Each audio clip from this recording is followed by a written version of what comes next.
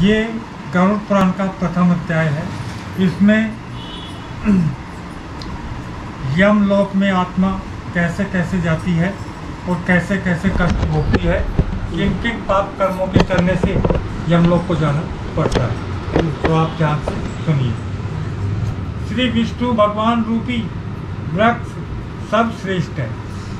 भगवान रूपी वृक्ष का धर्म ही दृढ़ मूल है और वेद शाखाएं हैं, यज्ञ फूल है और मोक्ष फल है। ऐसे विष्णु भगवान को मैं बारंबार नमस्कार करता हूँ।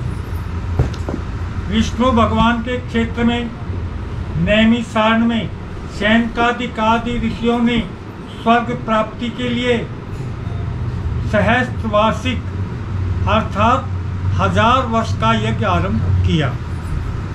उन ऋषियों ने एक समय नित्य क्रिया, अग्निहोत्र आदि कर्मों से निर्वृत्त होकर सुख पूर्वक बैठे हुए श्री सूत जी का सत्कार करके, आदर पूर्वक नमस्कार करके उनसे यह प्रश्न किया। ऋषियों ने कहा, हे सूत जी, सुख को देने वाले वेदों के सिद्धांत को आपने भली भांति सुनाया है। हम सब लोग भय को देने वाले यमराज के मार्ग का वर्णन सुनना चाहते हैं। संसार के दुख और कष्टों को नाश होने का उपाय और लोक तथा परलोक के दुखों का वर्णन करने में आप सामर्थ हैं। सूत जी ने कहा, पापियों को दुखदायी और पुण्य आत्माओं को सुखदायी अत्यंत दुर्गम यम मार्ग का वर्णन आप लोगों के हित के लिए मैं कहता हूँ, सो ध्यान पूर्वक सुनिए। गरुड़ जी के पूछने पर वृत्तांत स्वर्ग में सुखपूर्वक बैठे हुए विष्णु भगवान ने गरुड़ जी से कहा, वही मैं आप लोगों को सुना रहा हूँ, आप ध्यान से सुनिए। गरुड़ जी ने पूछा, हे भगवान, आपने भक्ति के अनेक मार्गों को तथा भक्तों को उत्तम गतियाँ मुझे सुनाई हैं। अब हम उस समय में आपकी भक्ति से विमुख होकर प्राणियों का गमन दुर्गम यम मार्ग को कैसे होता है, वह हम सब लोग सुनना चाहते हैं। यम मार्ग की कठिनाइयों का श्रवण करना चाहता हूँ। हे भगवान, आपका नाम लेना सरल है और जिह्वा अपने वश में है, फिर भी आपकी भक्ति से विमुख होकर जो नरधाम नरक को जाते हैं उनको धिक्कार। हे नाथ, पापियों की जो दुर्गति होती है और जिस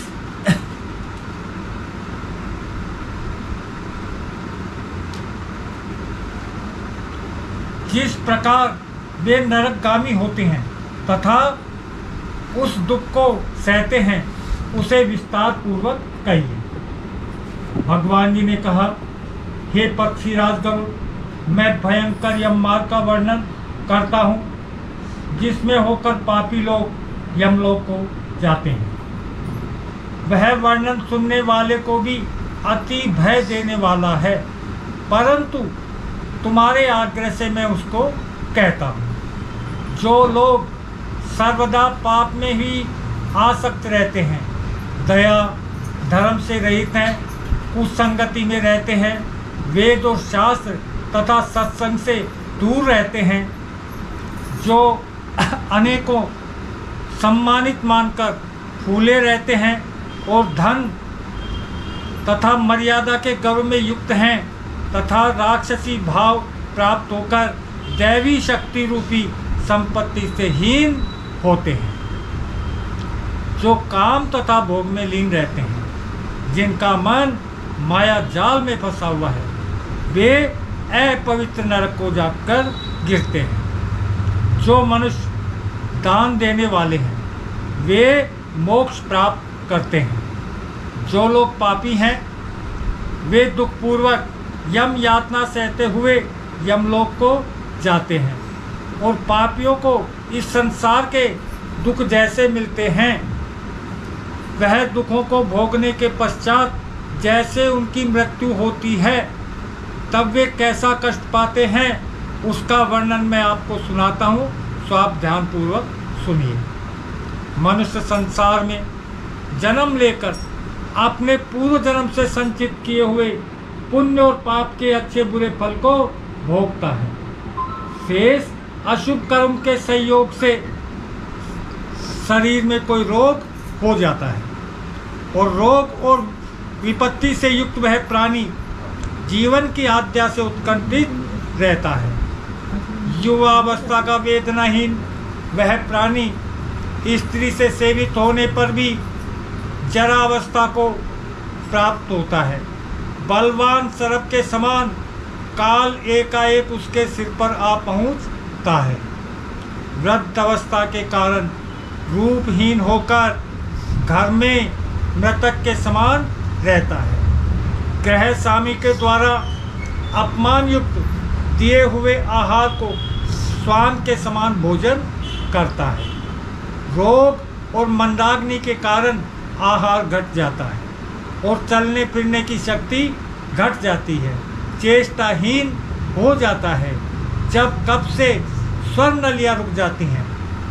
श्वास के आवागमन में कष्ट होने लगता है।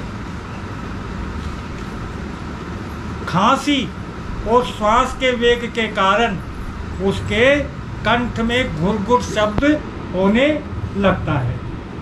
चेतना रहने के कारण चारपाई पर पड़ा हुआ सोचता रहता है। बंधु वर्ग से घिरा हुआ वह प्राणी मृत्यु के निकट आता रहता है। बुलाने से भी नहीं बोलता है। इस प्रकार अब भी कुटुंब के पालन पोषण में जिनकी आत्मा लगी रहती है, उस परिवार के प्रेम की वेदना से रोता हुआ वह प्राणी परिवार के बीच में एक रोज चला जाता है।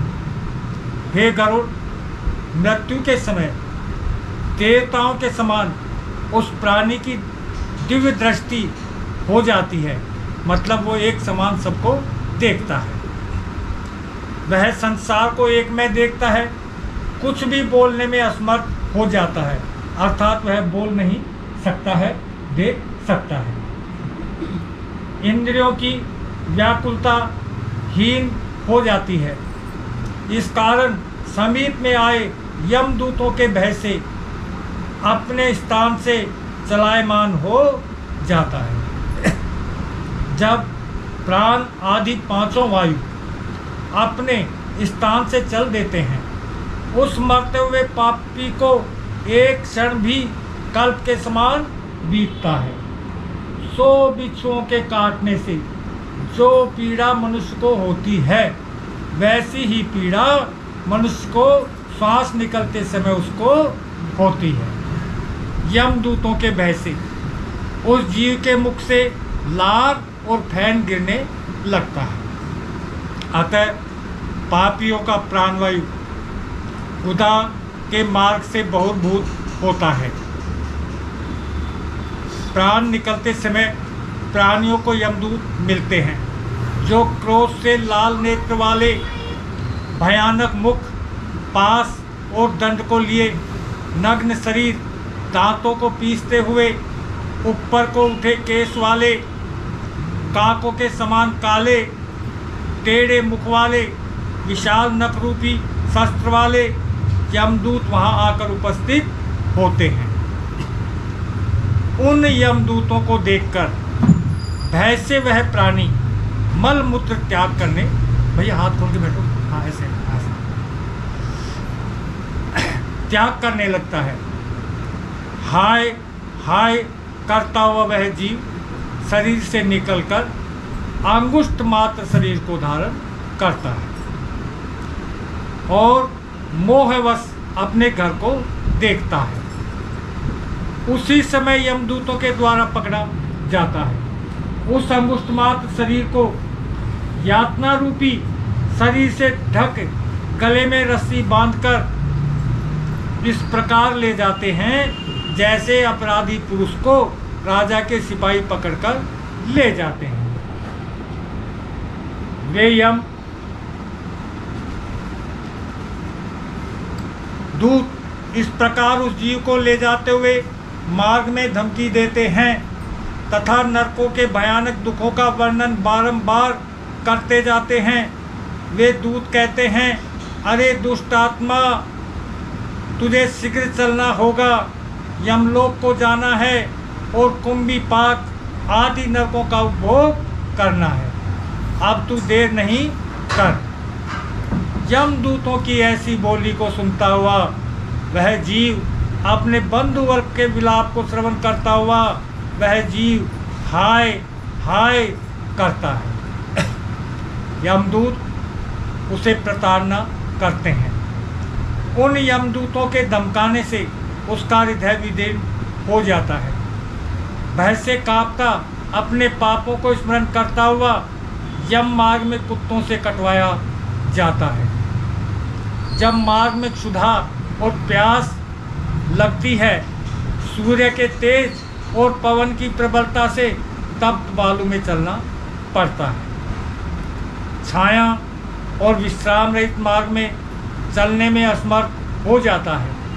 तब उस जीव को कोड़ों से मारकर यमदूत घसीटते हुए ले जाते हैं।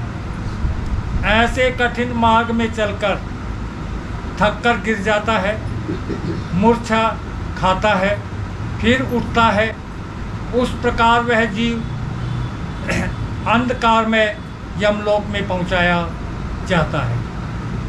वह जीव 3 अथवा 2 मुहूर्त में यमलोक में पहुंचाया जाता है।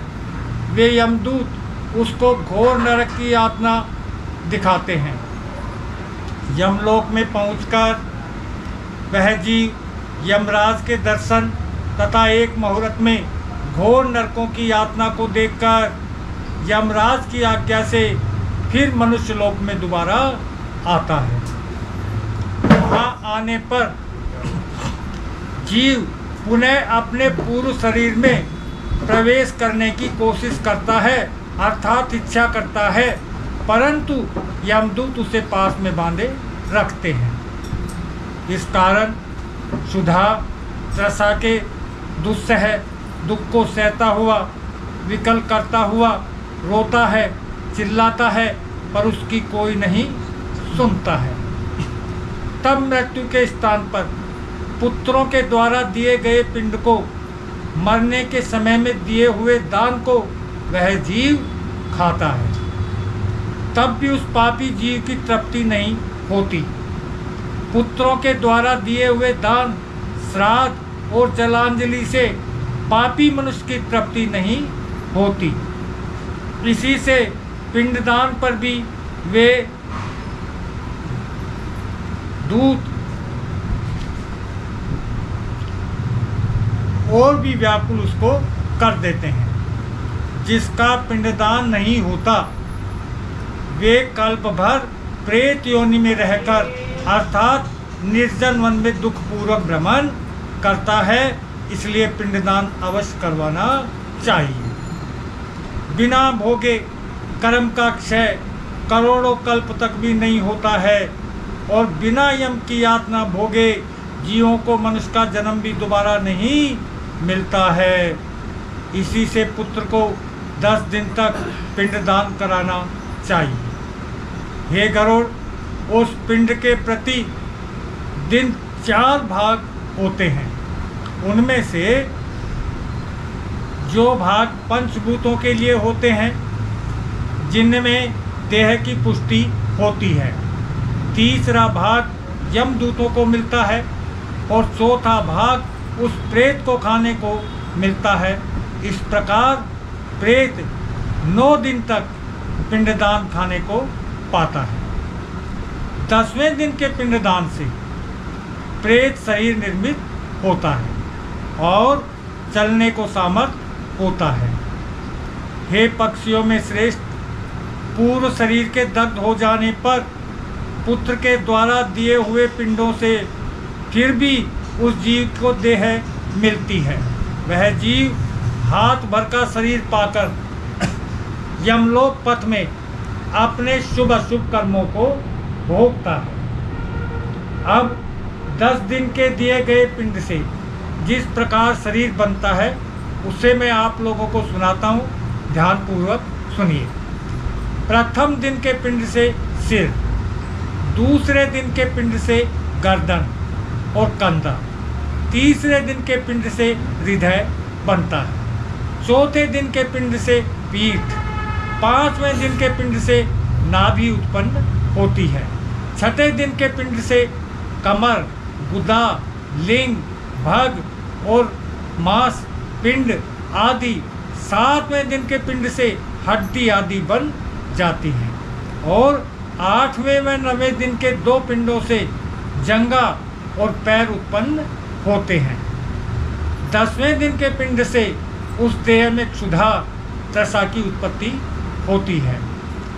पिंड के उत्पन्न शरीर का आश्रय लेकर भूख प्यास से पीड़ित प्रेत 11वें और 12वें दिन के श्राद्ध को 2 दिन में भोजन करता है। 13वें दिन यमदूतों से बंधा हुआ वह जीव बंधे हुए बंदर के समान अकेला जाता है। हे गरुड़, वैतरणी को छोड़कर केवल यमलोक की 86,000 योजन विस्तृत है।